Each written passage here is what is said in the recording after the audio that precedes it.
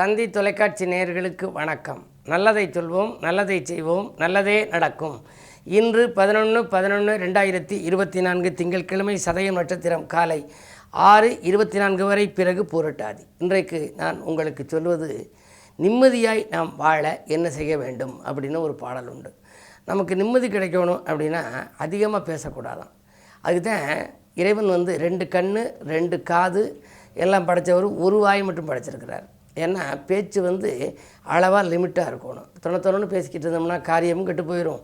ரெண்டாவது அவங்களுடைய ஒரு வெறுப்பை தேடிக்கிற மாதிரி ஆகிரும். ஆகையினாலே முதல் வரி அந்த கவிதையில் என்ன போட்டிருக்கு, ஆபத்தை விளைவிக்கும் அதிக பேச்சு, ஆதரவு தருபவரை பகைக்க வேண்டாம். நமக்கு யார் சப்போர்ட் பண்ணுறாலோ அவங்கள பகைச்சிக்கக்கூடாது. கோபத்தால் பல வாய்ப்பை இழக்க நேரும். முன்கோபம் வந்துச்சு அப்படின்னா அதுவே பெரிய முட்டுக்கட்டையாக போயிடும். ஆகையினாலே முன்கோபத்தால் வரும் முட்டுக்கட்டைகள் அப்படின்னு நான் சொல்கிறது வழக்கம் அடிக்கடி. ஆகையினாலே கோபத்தை குறைக்கணும். கோபத்தால் பல வாய்ப்பை இழக்க நேரும். கொடிய நோய் பேராசை என்பதாகும். பேராசை பெருநஷ்டம் அப்படிங்கிறார். எதுக்குமே ஒரு அளவோடு ஆசைப்படலாம், பேராசைப்படக்கூடாது. வேகமுடன் விவேகமும் இணைய வேண்டும். விலக்க வேண்டும் சோம்பேறித்தனத்தை. நாளும் தேகத்தில் அக்கறைதான் செலுத்த வேண்டும். இந்த உடம்பு மேலே அக்கறை செலுத்திக்கணுமா.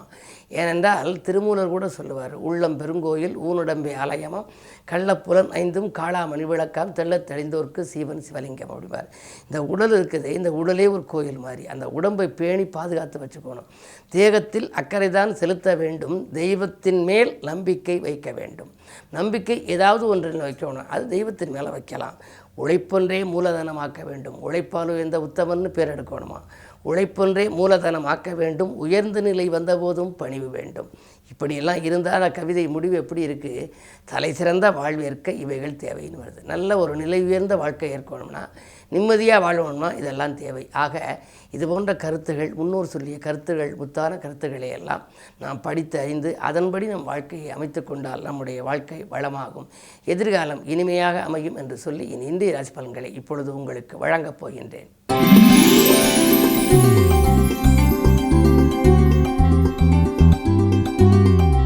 மேசராசி நேயர்களே, உங்களுக்கெல்லாம் இன்று உங்கள் திறமைக்குரிய அங்கீகாரம் கிடைக்கின்ற நாள். திட்டமிட்ட காரியங்களை சிறப்பாக செய்து முடிப்பீர்கள். லாபஸ்தானத்திலே சனி சொந்த வீட்டிலே சஞ்சரிக்கின்றார். லாபஸ்தானம் பொதுவாக ஒரு ஜாதகத்திலே 2ஆம் இடமும் 11ஆம் இடமும் நன்றாக இருந்தால் பணக்கவலை இருக்காது என்பார்கள். அந்த 2ஆம் இடத்திற்கு அதிபதியாக இருக்கும் சுக்கிரனோ 9ஆம் இடத்தில் இருக்கின்றார். லாபாதிபதி லாபஸ்தானத்தில். அப்புறம் என்ன, பணக்கவலை என்பது இன்று இருக்காது.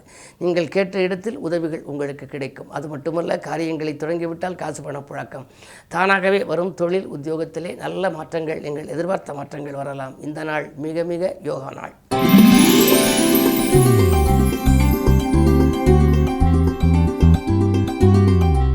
ரிஷபராசி நேயர்களே, உங்களுக்கெல்லாம் லாபஸ்தானத்திலே ராகு, ராசிநாதனும் அஷ்டமத்தில். சுக்கிரன் 8ல் இருப்பது நன்மைதான். அசுரகுரு மறைந்திருந்தால் அள்ளி கொடுக்கும் என்பார்கள். எனவே உங்களுக்கு எதிர்பாராத தனலாபங்கள் இன்றைக்கு கிடைக்கலாம். விடாமுயற்சிக்கு வெற்றி உண்டு. பல நாட்களாக போராடி ஒரு காரியம் முடியவில்லையே என்று கவலைப்பட்டவர்களுக்கு இன்று அந்த காரியம் கைகூடலாம். வியாபாரம் திருப்திகரமாக இருக்கும். புதிய முயற்சிகளிலே ஈடுபடுவீர்கள். இந்த நாள் நல்ல நாள்.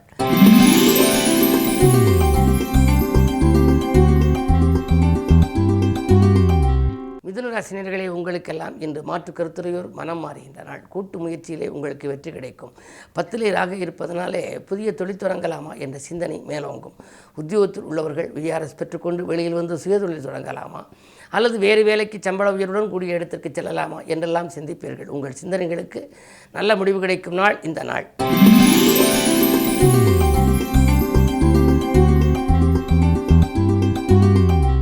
கடகராசி நேயர்களே, உங்களுக்கு சந்திராஷ்டமம் என்றால் பயந்து விட வேண்டாம். இருந்தாலும் கூட துணையாக இருப்பவர்களால் தொல்லைகள் வருகின்ற நாள். அது மட்டுமல்ல, தொகை வந்த மறுநிமிடமே செலவாகி போகும். இன்றைக்கு எவ்வளவு கையில் பணம் இருந்தாலும் உடனுக்குடன் செலவாகி விடுமாம். எனவே சந்திரபலம் குறைகின்ற பொழுது யோசித்து செய்ய வேண்டும். இறைவனை பூஜித்து செய்ய வேண்டும். இன்று கிழமை திங்கள் என்பதனாலே இன்று அம்பிகை வழிபாட்டையும் நீங்கள் மேற்கொள்ளலாம். இதையும் ஆராய்ந்து சிந்தித்து முடிவெடுத்து செய்வதன் மூலமே இன்றைக்கு உங்களுக்கு முன்னேற்ற பாதையில் அடியெடுத்து வைக்க இயலும். யாரையும் பகைத்து கொள்ள வேண்டாம்.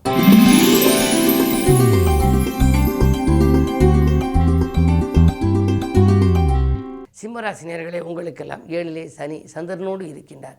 சனிச்சந்திர யோகம் என்று ஒரு யோகம். அந்த அமைப்பில் பார்க்கின்ற பொழுது இன்றைக்கு உங்களுக்கு 12க்கு அதிபதி 7ல் இருப்பதனாலே இன்றைக்கு வாழ்க்கை துணையால் சிறு விரயங்கள் ஏற்படலாம். வாழ்க்கை துணையின் ஏதாவது ஒரு கல்வி சம்பந்தமாகவோ அல்லது அவர்களுடைய படிப்பு சம்பந்தமாகவோ அல்லது ஏதாவது வேலைக்கான ஏற்பாடுகளை செய்திருந்தால் அது சம்பந்தமாகவோ கொஞ்சம் செலவிடக்கூடிய சூழல் உண்டு. குடும்ப சுமை கொஞ்சம் கூடுதலாக இருக்கும். என்ன இருந்தாலும் வீட்டுக்கு தேவையான விலையுயர்ந்த பொருட்களை வாங்குவதிலே கவனம் செலுத்துவீர்கள். வரன்கள் வாயில் தேடி வரலாம்.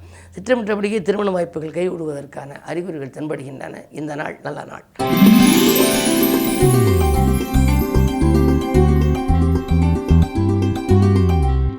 கன்னிராசி நேயர்களே, உங்களுக்கெல்லாம் மாற்றங்களும் ஏற்றங்களும் வருகின்ற நாள்.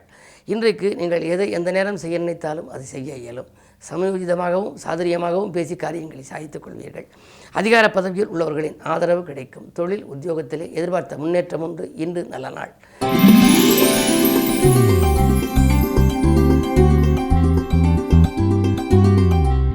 துலாம் ராசி நேயர்களே, சூரிய பலம் உங்களுக்கு குறைவாக இருக்கிறது. சூரியன் நீச்சம் 11க்கு அதிபதி நீச்சம் பெற்றிருக்கிறாரே என்று நினைக்க வேண்டாம். உங்களுடைய ஜாதகத்தில் 2லே புதன் இருக்கின்றார். புதன் 2ல் இருப்பதனாலே பொருளாதார முன்னேற்றம் திருப்திகரமாக இருக்கும். அஷ்டமத்தில் இருக்கும் குருவினுடைய பார்வை 2லே பதிகிறது. எனவே தனஸ்தானம் வலுவடைகின்றது. எனவே வாங்கல் கொடுக்கல்கள் ஒழுங்காகும். ஆனால் அதே நேரத்தில் விரயங்களும் உங்களுக்கு கூடுதலாக இருக்கலாம். எனவே இதுபோன்ற நேரங்களிலே சுப விரயங்களை செய்ய வேண்டும். வீட்டுக்கு தேவையான விலை உயர்ந்த பொருட்கள், அத்தியாவசிய பொருட்களை வாங்கலாம். அல்லது பிள்ளைகளின் கல்யாண ஆசைகளை நிறைவேற்றும் விதத்திலே ஏதாவது ஒரு சீர்வரிசை பொருட்களை வாங்குவதிலே அக்கறை காட்டலாம். இப்படி ஒரு சுப செலவுகளை செய்தால் வீண் விரயங்களிலிருந்து நீங்கள் விடுபட இயலும்.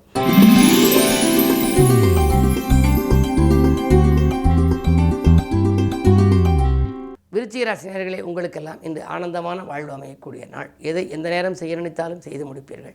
அது மட்டுமல்ல, பதவி உயர்வு வருவதில் இருந்த தாமதங்கள் அகலும். உத்தியோகத்தை பொறுத்தவரை உங்களுக்கு நல்ல முன்னேற்றம். மேலதிகாரிகள் உங்களுக்கு இணக்கமாக நடந்து கொள்வார்கள். தொழில் தொடங்குபவர்களாக இருந்தாலும் தொழில் செய்பவர்களாக இருந்தாலும் இன்று தொட்டதெல்லாம் துலங்கும். வெற்றி படிக்கட்டின் விளிம்பில் ஏறுவீர்கள். 12லே சூரிய நீச்சம் பெற்றிருப்பதால் அரசு வழியில் கொஞ்சம் அரசியல்வாதிகளாக இருந்தால் கொஞ்சம் கொஞ்சம் சிக்கல்கள் வரலாம், சிரமங்கள் வரலாம். இருந்தாலும் அரசியல்வாதிகளோடு பழகுகின்ற பொழுது கொஞ்சம் யோசித்து பழகுவது நல்லது. அதே நேரத்தில் 7ல் குரு இருப்பதனால் நீங்கள் குரு பார்வை இருக்கின்ற பொழுது கடைசி நேரத்தில் உங்களுக்கு காரியங்கள் கைகூடிவிடும். எனவே இன்று குரு வழிபாடும் உங்களுக்கு தேவை. அம்பிகை வழிபாடும் உங்களுக்கு தேவை.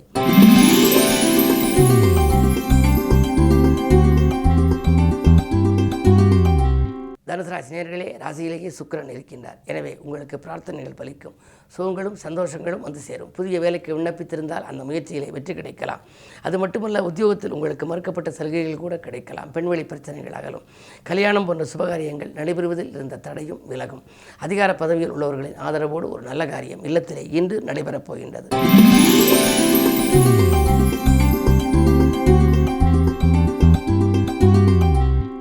மகர ராசி நேயர்களே, குரு பார்வை இருக்கின்றது. 2லே சனி, 7ரை சனியிலே குடும்ப சனி. குடும்பத்தில் நல்ல காரியங்கள் நடைபெற வேண்டும். நீண்ட நாட்களாக நடைபெறாமல் இருந்த சில காரியங்கள் இப்பொழுது நடைபெறலாம். பாகப்பிரிவினில் கூட சுமூகமாக முடியும். உடன்பிறப்புகள் உங்களுக்கு உறுதுணையாக இருப்பார்கள். வாங்கிய கடனை கொடுத்து மகிழ்வீர்கள். அதே நேரத்திலே உங்களுக்கு 3லே ராகு இருப்பதனாலே பயணங்கள் பலன் தருவதாக அமையும்.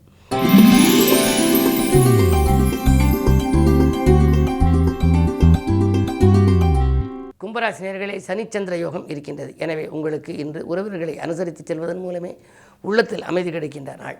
தாய்வழி ஆதரவு உண்டு. தக்க சமயத்தில் நண்பர்கள் உதவி செய்வார்களா என்பது சந்தேகம்தான். 4ஆம் இடத்திலே அர்த்தாஷ்டம குருவாக இருக்கின்றார். அவர் வக்ரம் பெற்றிருப்பதனாலே வாங்கிய இடத்தை விற்கக்கூடிய சூழல் கூட ஒரு சிலருக்கு உண்டு. கட்டிய வீட்டை கூட சிலர் விற்கலாம். என்ன இருந்தாலும் அதற்காக கவலைப்பட வேண்டாம். தைரியமும் தன்னம்பிக்கையும் மிக்கவர்கள் நீங்கள். உங்களுக்கு மீண்டும் இழந்ததெல்லாம் எடுத்துக் கொடுக்கும் விதத்திலேயே குரு அடுத்த பயிற்சிக்கு பிறகு உங்களுக்கு நன்மைகள் அதிகம் கிடைக்கும். குரு மிதுனத்துக்கு சென்ற பிறகு உங்கள் ராசியைத்தான் பார்க்கப் போகின்றார். எனவே அதுவரை கொஞ்சம் பொறுமையாக இருப்பது நல்லது.